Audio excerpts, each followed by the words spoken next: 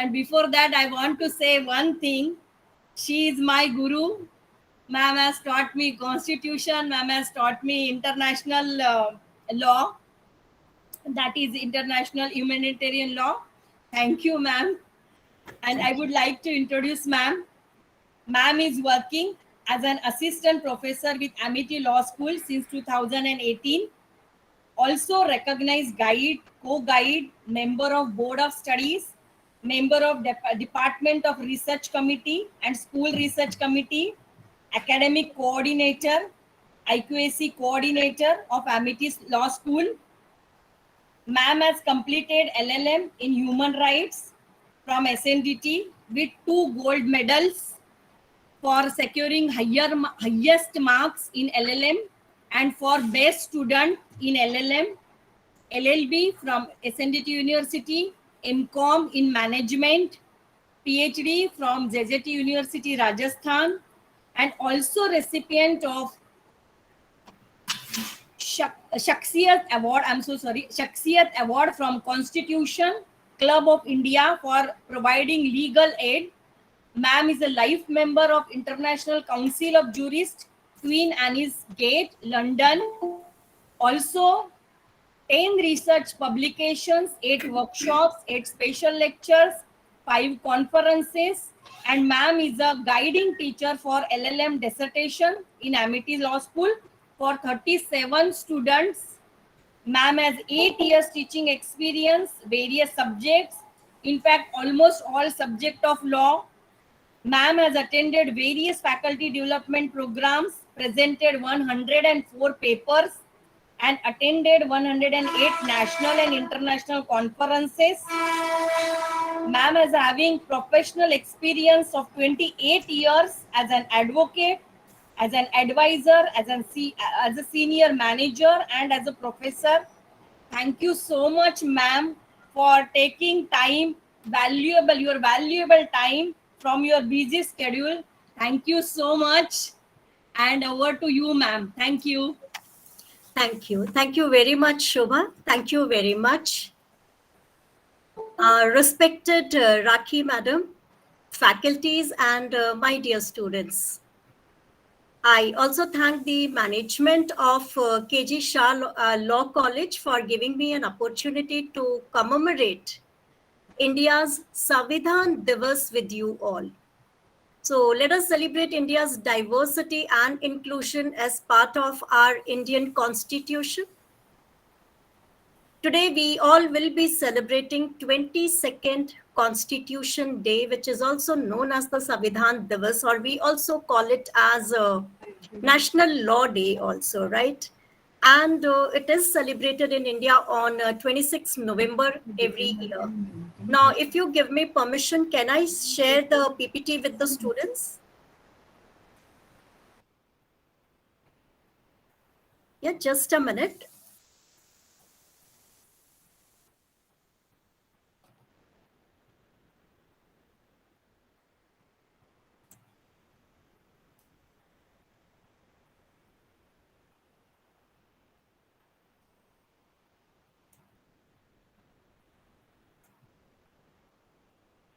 Yes, I hope the PPT is visible now. Yes, ma'am. Okay, fine. Thank you very much. Fine. Now, today's day is the Constitution Day, and we all are celebrating the 72nd Constitution Day. Now, this day is celebrated in India on 26 November every year. Why do we celebrate it? To commemorate the adoption of the Constitution of India. So on 26 November 1949, the Constituent Assembly of India adopted to the Constitution of India, and it came into effect on 26th January 1950. You know, just 25 minutes back, I was just reading about the views given by Chief Justice of India, N.V. Ramanna, and he stated that Constitution, in fact, provides a framework for debate. And a nation evolves through debates and discussions. Unless and until you indulge in debates and discussion, we can't see the progress. He stated that one of the most important feature of Indian Constitution is perhaps the fact that it provides a framework for debates. Discussion is ultimately that it leads to progress. If you want to progress, if a country wants to progress, then the country should have debates. Then only we will be able to achieve higher levels of welfare for the people. This was stated by the Chief Justice of India, N.V. Ramana, just some time back. Now, we celebrate the Constitution Day on 26 November to commemorate the adoption of the Constitution of India by the Constituent Assembly in 1949, and it was drafted by a 6-member committee, which was headed by Dr. B.R. Ambedkar. As I told you, Constitution Day, we call it as Samvidhan Divas also. And it is celebrated on 26th November every year. In 2015, the Union Ministry of Social Justice notified the decision of the center to celebrate November 26 as Constitution Day to promote constitutional values among students. I'll come to the part why only this day was chosen, November 26 was chosen. But before that, let us have a look at the Constitution Day. Now, the day, this particular day, 26th November, is celebrated to promote basically the constitutional values among citizens. In fact, Constitution Day, it aims to bring awareness about the importance of the Constitution. Dr. B.R. Ambedkar, who was the first Law Minister of India, he was appointed as the chairman of the Constitution Drafting Committee in 1947. And Dr. B.R. Ambedkar was given the responsibility of writing the country's new constitution. During that time, imagine American historian Austin, Granville Seward Austin, he has described the constitution drafted by Dr. Ambedkar as first and foremost a social document. See, you must have heard, whenever we use the word document, did it ever strike you why this word document is used? What does it mean, document? Every time, whenever we study any subject in law, the word document comes into picture. Look at these words. American historian, he also stated that this constitution, which is drafted by Dr. Ambedkar, is first and foremost a social document. What is a document? Remember that anything that is in writing is a document. Anything, whatever it is in writing, is a document. The word document itself indicates that it is in written form. It has to be in written form. Submit the documents. It means what? Something that has to be in written form. It means that verbal statements will not be taken into consideration. That is document. So after India became an independent nation, the Constituent Assembly entrusted the job of drafting the Constitution to a committee. This committee was chaired by Dr. Bhimrao Ambedkar, and later on, Dr. Rajendra Prasad, the first president of India, he became the president of the Constituent Assembly. In the beginning of 1948, Dr. B.R. Ambedkar, he completed the draft of Indian Constitution. And he also presented it in the Constituent Assembly. And on November 26, see, why 26? Why is the Constitution Day celebrated on November 26? The reason is that on November 26, in 1949, this draft, which was completed by the committee under the chairmanship of Dr. B.R. Ambedkar, it was adopted with very few amendments. So on November 26, 1949, the Constituent Assembly of India formally adopted the Constitution of India. It came into force on January 26, 1950. So Constitution Day aims to bring awareness about the importance of the Constitution, and yes, of course, the importance and whatever was stated, the contribution of the chairman of the committee, that is Dr. B.R. Ambedkar. Now, coming to the part of how did this constitution that we have, it came into being.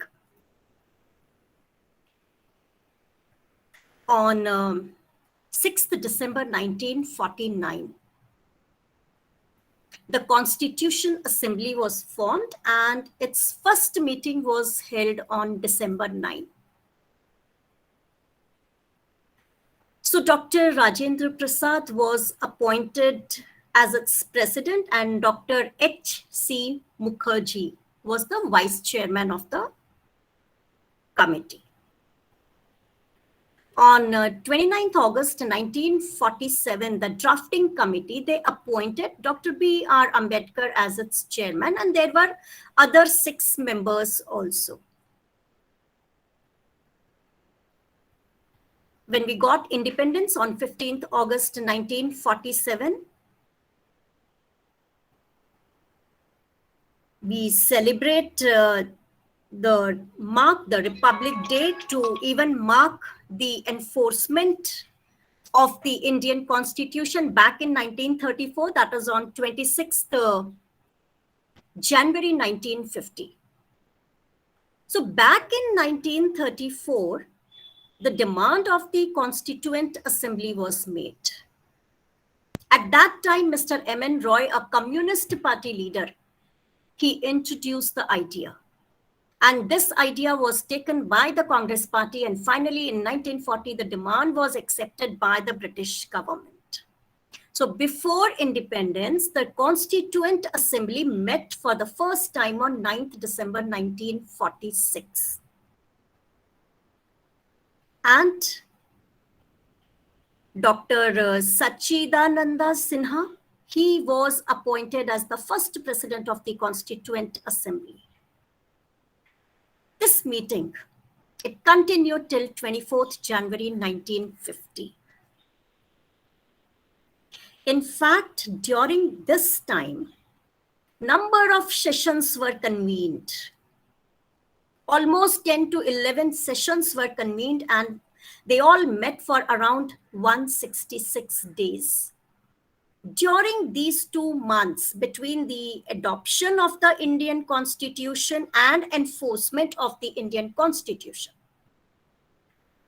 these 2 months were deployed for thorough reading of the draft. Even translation from English to Hindi was also done during this time, which was the 2 months time between the adoption of the Indian Constitution and enforcement of the Indian Constitution. Translation from Hindi to English also was done during this time frame. So by 29th August 1947, the drafting committee, which was constituted to prepare a draft constitution with the Dr. B.R. Ambedkar as the chairman, they, on 26 November 1949, completed their work. On 24th January 1950, the process was completed and the members of the committee, they signed handwritten copies of the document. One document was in Hindi, one document was in English. So these two documents, handwritten copies, they were signed. On 26 January 1950, the Constitution of India came into force and became the law of the land. On November 26, 1949, the Constitution of India was adopted by the Assembly. And January 26, 1950, Constitution was enforced. So why do we celebrate November 26 only as the Constitution Day?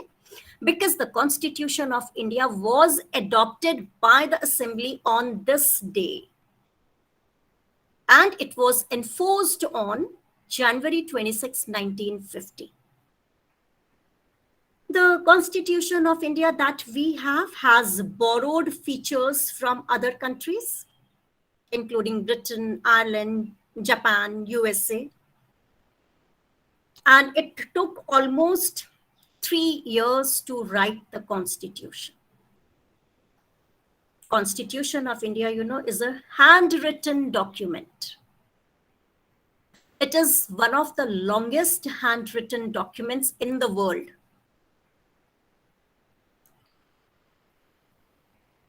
When we look at the preamble of our Constitution, the preamble to the Constitution of India, it presents the principles of the Constitution, and it also indicates the sources of its authority.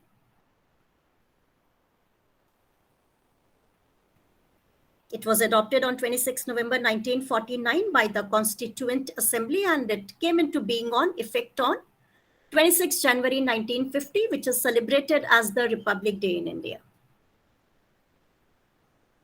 So Dr. B.R. Ambedkar, chairman of the drafting committee, he is considered to be the chief architect of the Constitution of India. He's the father of Indian Constitution. The Constitution of India was drafted by the members of the Constituent Assembly. The preamble, what is preamble? It's an introductory statement. It means introductory statement in a document. Document means something that is in writing. So preamble is an introductory statement in a document that explains document's philosophy, the objectives of the document. And in a constitution, it presents the intention of its framers, the history behind its creation, and the core values and principles of the nation. This is Constitution of India. So the history behind the creation of Constitution, the core values of the Constitution, and the principles, all these are comprised under the preamble to the Constitution of India. Preamble of the Constitution, it declares India as a sovereign, socialist, secular, and democratic republic,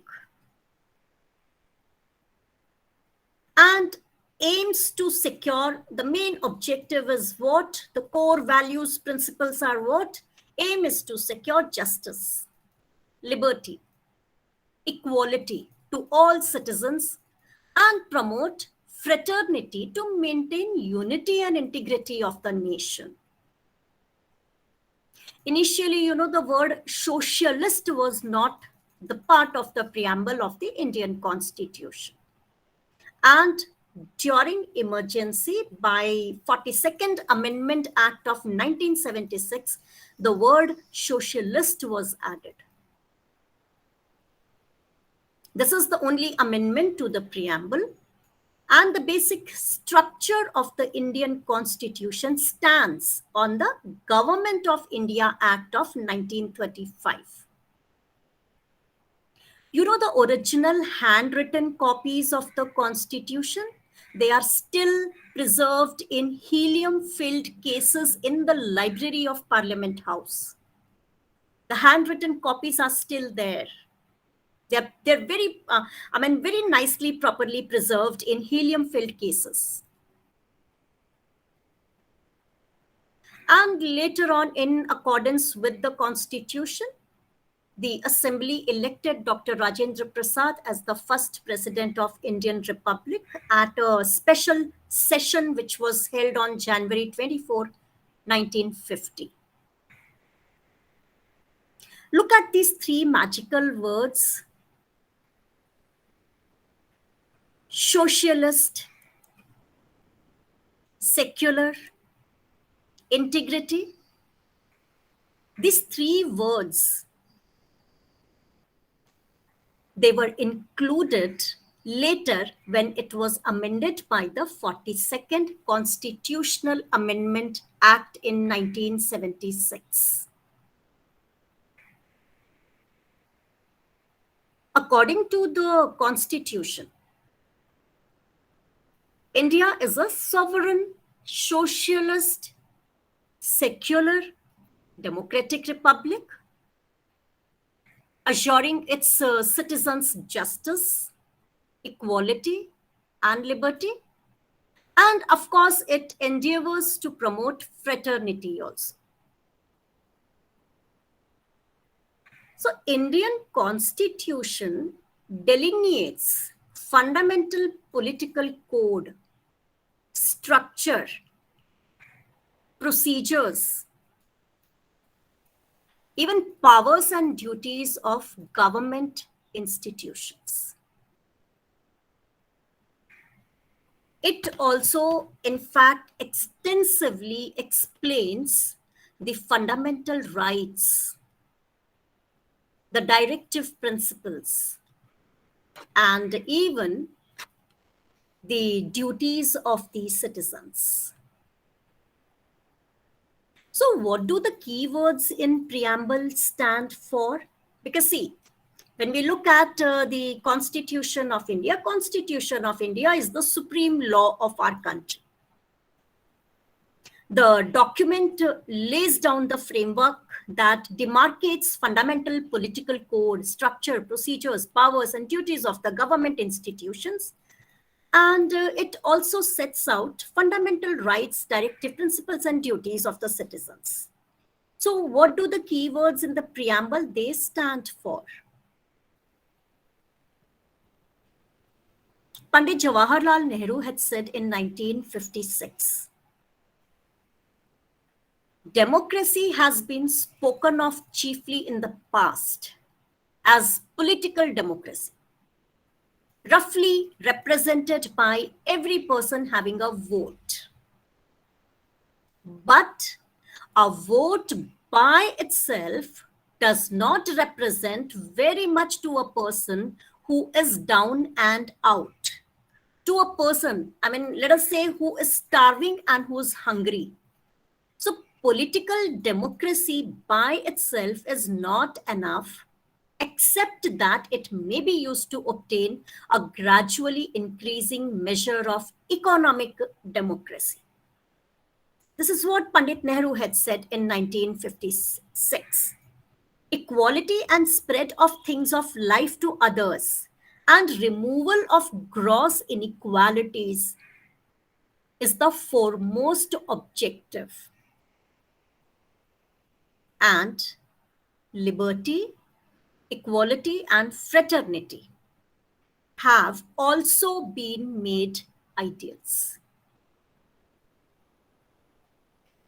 Now, Dr. B.R. Ambedkar, he also, in his concluding speech in the Constituent Assembly, had stated that political democracy cannot last unless and until there lies at the base of it social democracy.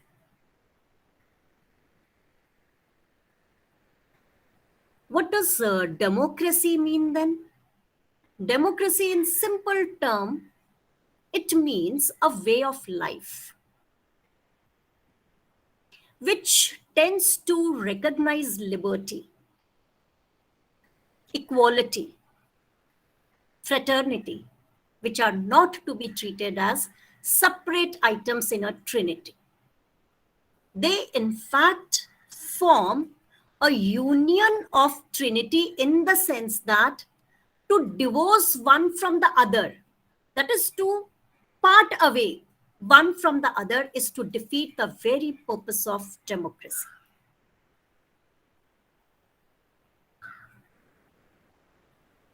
Liberty cannot be divorced from equality. Liberty cannot be separated from equality. Equality cannot be separated from democracy. Sorry, from liberty. If you have to achieve the very purpose of democracy.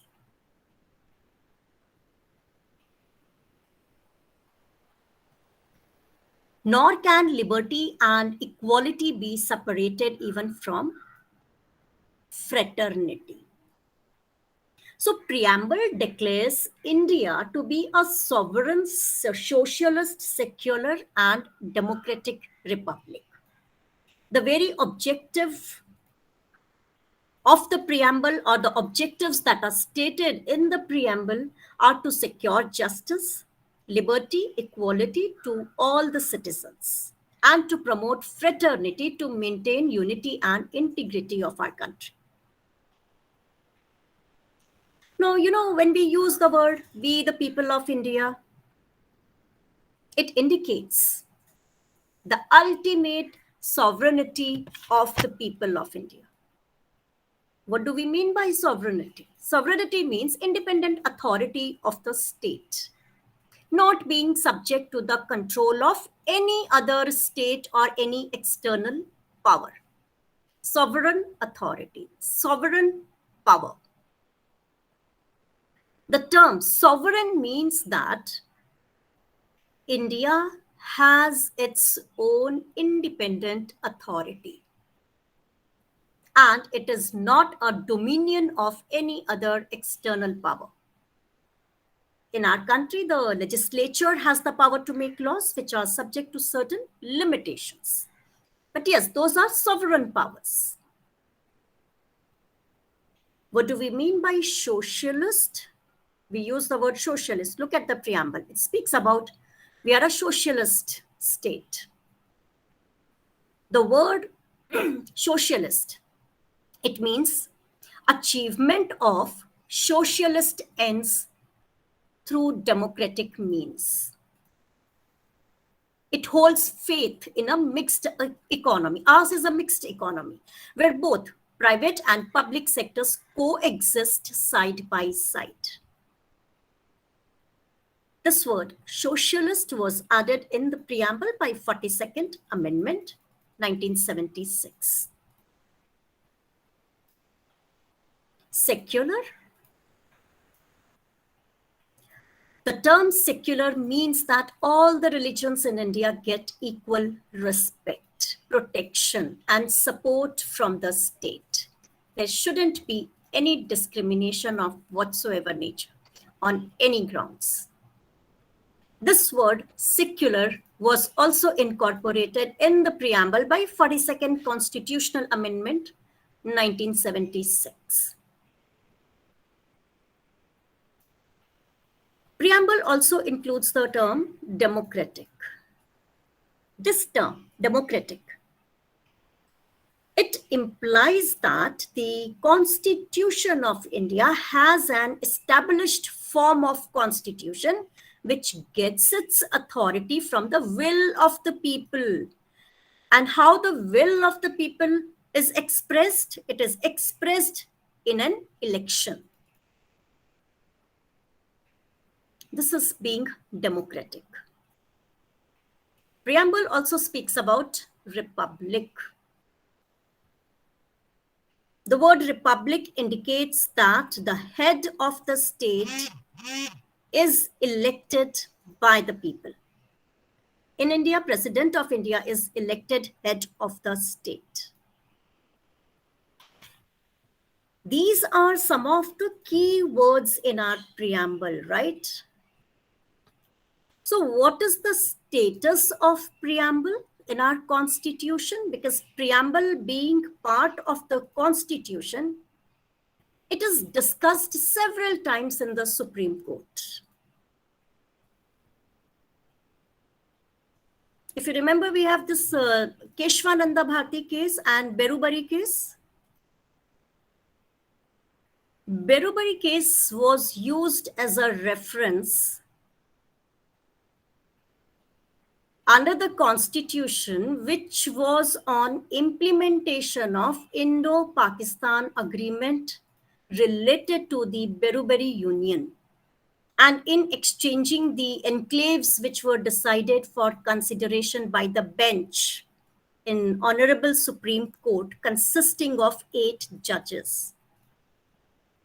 Through this Berubari case, the Honorable Supreme Court had stated that preamble is the key to open the mind of the makers, but it cannot be considered as part of the constitution.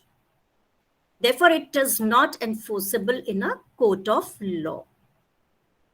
On the other hand, in Keshwananda Bharti case, in this particular case, for the first time, bench of 13 judges was assembled to hear a writ petition. The court in this case, Honorable Supreme Court in this case, had held that the preamble of the Constitution will now be considered as part of the Constitution. Preamble is not the supreme power or source of any restriction or prohibition. But in fact, preamble plays an important role in interpretation of statutes and provisions of the Constitution. So preamble in fact helps in interpretation and certain provisions of the Constitution. So it can be concluded that preamble is part of the introductory part of the Constitution. Even Honorable Supreme Court in 1995, in the case of Union Government versus LIC of India, they had stated that the Honorable Supreme Court had held that preamble is the integral part of Constitution, but is not directly enforceable in a court of justice in India. But it is an integral part of the Constitution. It is a part of the Constitution, though it is not the supreme power or source of any restriction or prohibition. But preamble plays an important role in interpretation.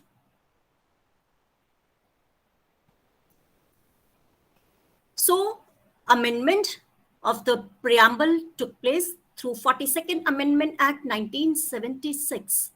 After the judgment of Keshwananda Bharti case, it was accepted that preamble is a part of the Constitution. As a part of the Constitution, preamble can be amended under Article 368 of the Constitution.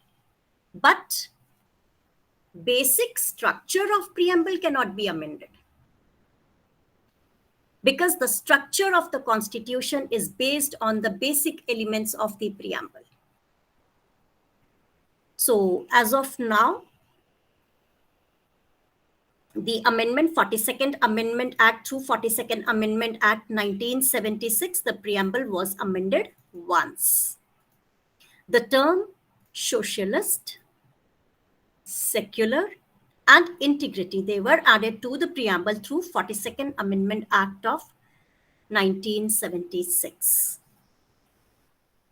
Socialist and secular They were added between sovereign and democratic.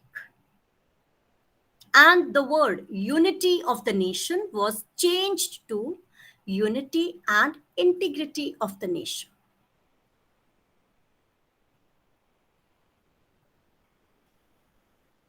See, if we look at the constitution, certain facts, there are certain facts. Article 394 of the constitution states that article 5, 6, 7, 8, 9, 324, 379, even 394, they came into force since the adoption of the constitution on 26th November 1949. And the rest of the provisions, they came on 26th January 1950. Another fact is that the concept of liberty, equality, and fraternity in our preamble, it was adopted from the French motto of the French Revolution. So there are certain objectives also of the constitution, because preamble gives an idea, right? Preamble indicates the aims and objectives of the constitution. Constitution is the supreme law, and constitution helps us in maintaining integrity in the society, even to promote unity amongst the citizens to build a great nation. So the main objective of the Indian constitution is to promote harmony throughout the nation. And the factors that helps us in achieving this objective, they are what? Justice. Justice can be social justice, justice can be economic justice, it can even be political justice. Justice, it is necessary to maintain order in society. That is promised through various provisions of fundamental rights. We do have directive principles of state policy provided by the Constitution of India. So this word justice, it comprises of three elements. We have social justice, we have economic justice, and we do have political justice. Social justice means that Constitution wants to create a society without any discrimination on any of the grounds. Which are these discriminative grounds? We have caste, creed, sex, religion, gender.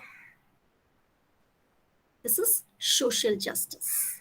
Constitution wants to create a society without discrimination, providing justice, social justice. Another element of justice is economic justice. Economic justice indicates that there shouldn't be any discrimination which can be caused by people on the basis of their wealth, on the basis of their income, on the basis of their economic status. So every person must be paid equally for an equal position. And all persons, all the citizens, they must get opportunities to earn for their living. This is economic justice. Look at political justice, another element of justice. Political justice, it simply means that citizens have an equal, free, and fair right without any discrimination to participate in political opportunities.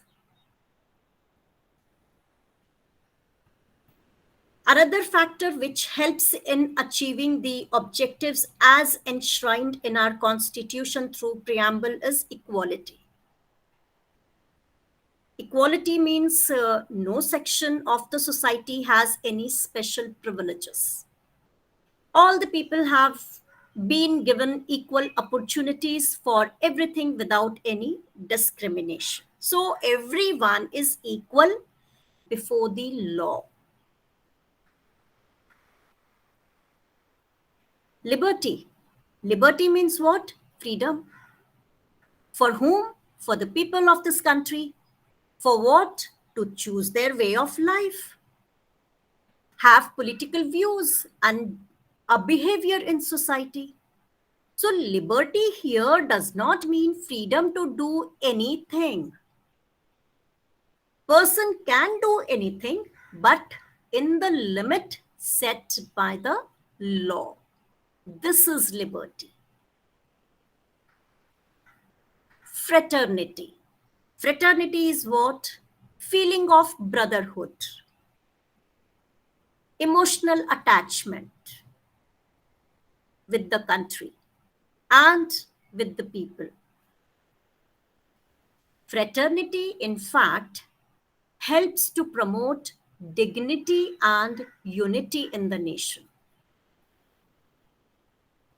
So we have been talking about justice, fraternity, equality, liberty. These are the objectives, right? But what is the importance of these objectives now? The very importance of these words, fraternity, liberty, equality, which are there in preamble of the Constitution, they tend to provide a way of life. It includes fraternity, liberty, and equality as the notion of a happy life, and which cannot be taken from each other. Liberty cannot be separated from equality. Equality cannot be separated from liberty, nor can liberty and equality be separated from fraternity. Why? Because without equality, liberty would produce supremacy of few over the many. Equality without liberty will kill individual initiative. Without fraternity, liberty would produce the supremacy of few over the many. And without fraternity, liberty, and equality, without all these three, fraternity, liberty, and equality, one could not become a natural course of things. For proper development, for a happy life, for a way of life, we require all these three: fraternity, liberty, and equality. They cannot be divorced or separated from each other. It cannot be taken from each other.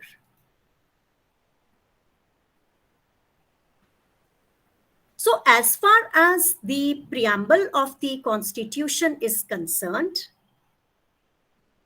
the preamble declares India to be a sovereign, socialist, and secular state. In fact, preamble of the Indian Constitution serves as a brief introductory statement of the Constitution that sets out guiding principles, purposes, and philosophy of Indian Constitution. In fact, it is indicated by the preamble that the source of authority of the Constitution, it lies with the people of India. Preamble declares India to be a sovereign, socialist, secular, and democratic republic. Objectives, if we look at the objectives stated by the preamble, they are to secure justice, liberty, equality to all the citizens of our country, and of course promote fraternity to maintain unity and integrity of the nation. Look at the preamble, you'll find the date there. Date is mentioned in the preamble when it was adopted. You'll see the date as November 26, 1949. Even when I discussed with you just some time back the two cases, right? Beruberi Union case and Keshwananda Bharti case. In the case of Beruberi Union case, the Honorable Supreme Court had held that preamble is the part of Constitution. But however, it recognized that preamble could be used as a guiding principle if a term in any article of the Constitution is ambiguous or has more than one meaning. So this is where interpretation of statutes come into picture. But even Supreme Court, Honorable Supreme Court, our apex court, recognized preamble to be the part of the Constitution. Similarly, even in case of Keshwananda Bharti versus State of Kerala, in this case, Supreme Court overturned its earlier decision and held that preamble is a part of the Constitution and it can be amended under Article 368 of the Constitution. And the same was maintained by the Honorable Supreme Court even in case of this LIC of India, where Supreme Court further stated that it held that preamble, of course, is a part of the Constitution. So, when we look at the Constitution of India, we find that the Constitution empowers the people as much as people empower the Constitution and what they have done to uphold the constitutional values. Even President Ramnath Kovind, last week he stated that Constitution was not an abstract idea. It has to be made meaningful. For whom? For ordinary people, by connecting it with their daily life and needs. He very well stated that Constitution empowers the people as much as people empower the Constitution and what they have done to uphold the constitutional values. So the Constitution of India is a dynamic document which ensures the aspirations of we the people of India. Indian Constitution, it enables the government to take positive welfare measures, some of which are legally enforceable. And this document,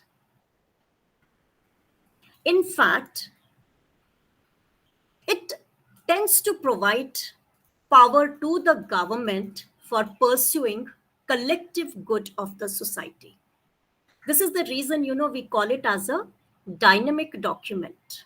Why do we call it as a dynamic document? Because it basically focuses on rules and regulations. Because once there are set rules and regulations, then it tends to provide power to the government. For what? For pursuing collective good of the society. Yeah, with this, I end my talk on Constitution Day. Thank you very much. Over to the organizers now. Thank you, ma'am. Thank you for such a fantastic session. And I'm sure my students, our students has thoroughly enjoyed it, and rather more than enjoyment, it is enlightening session, madam. Thank you very much, ma'am. And also I would like to ask students if anyone has any queries, any question and answer sessions, if you want, you can put it down on the chat box. You can unmute yourself and ask question to our guest for today's webinar. Anyone, any student who wishes to have present any question?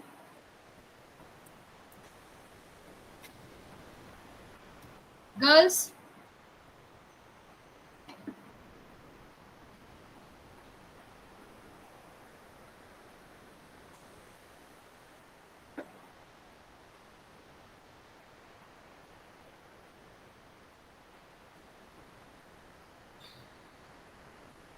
Anyone, students, who has any concerns, any queries, or anything you want to ask, ma'am, about Constitution?